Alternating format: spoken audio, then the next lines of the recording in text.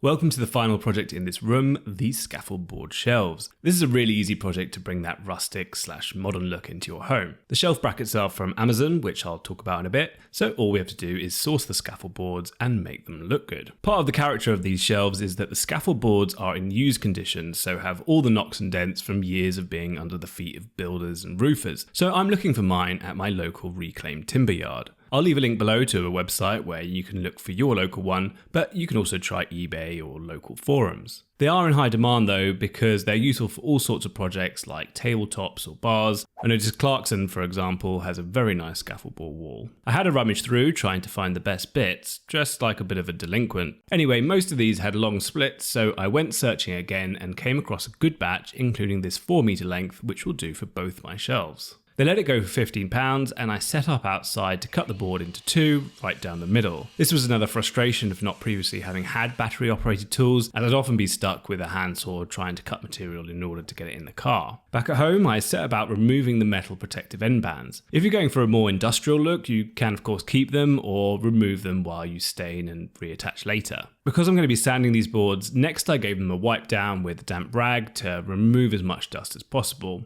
and let them dry out in the sunshine. Now generally you won't need to do much sanding as the idea is to preserve the blemished appearance, but a quick pass is a good idea to get rid of any flaking wood on the corners. These boards required quite a bit more sanding as they had some marks from the milling process that I wanted to get rid of, and also these discolorations which looked to me as if a builder got a little overexcited with a foam gun, which I can relate to. For this I'm using 60 grit sandpaper with my random orbital sander.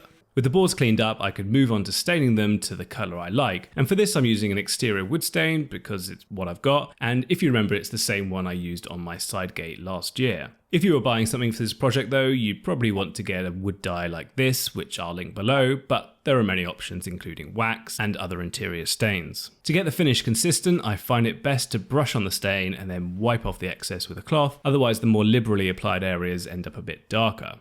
Here's how they looked after staining. And here's a before and after. While I was at it, I also stained a plywood box that will house my GoPro accessories. To provide a seal to make the shelves a bit easier to wipe dust off, I applied one thin coat of varnish, the same stuff I used on my desk. This goes on milky but dries clear within about an hour. Now they're ready to go onto the wall, and for this I'm using metal brackets which I'll link below. They're not as strong as undershelf supports, so might not be the best choice if you plan to laden your shelves with books, but I like the design and they're a much easier option compared with creating floating shelves. To get your brackets level with one another, you can use a long spirit level, but I'm going to use my laser level, which has turned out to be a fantastic purchase. Now I'm sure this trick is used up and down the country by tradesmen and DIYers alike, but I discovered it on my own, which I'm kind of proud of, and that is because it's magnetic, you can place it on any external corner which has metal angle bead underneath the plaster and then move it up and down to wherever you like. Pretty cool. Plus Abby likes the disco vibes. I'm starting with the lower shelf and I want it at my eye level so I can see what is on the shelf to be able to quickly grab a camera or lens, and so that it's above shoulder height so the shelf doesn't push me out into the room. Because the door opens against this wall, it's unlikely I'll give myself a black eye, but that is a consideration you might want to take into account. Before drilling, you want to ensure there are no pipes or cables in the walls, so have a look at the locations of your lights, sockets and switches to see if where you're drilling is in the zones, which are best avoided. Or better yet, get yourself a cable and pipe detector. If you're attaching to a stud wall, then you'll either need a stud detector to find the studs, or you can often find them with a magnet to locate the screws. Once drilled, I inserted rule plugs and attached the brackets with the supplied screws, which are black to match the brackets.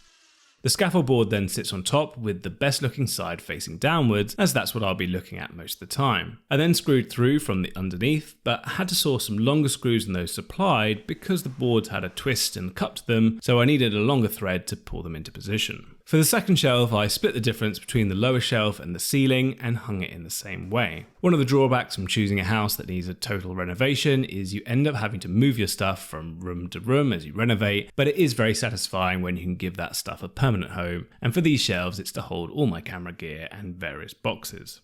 I'm really pleased with these shelves, and in Blue Peter fashion, here's one I made earlier above the bed in the bedroom. For now, this is the last project in this room, so I can move all my stuff back in, including the world's heaviest sofa, which doesn't match anything in here, but it is supremely comfortable. I'll catch you on the next one.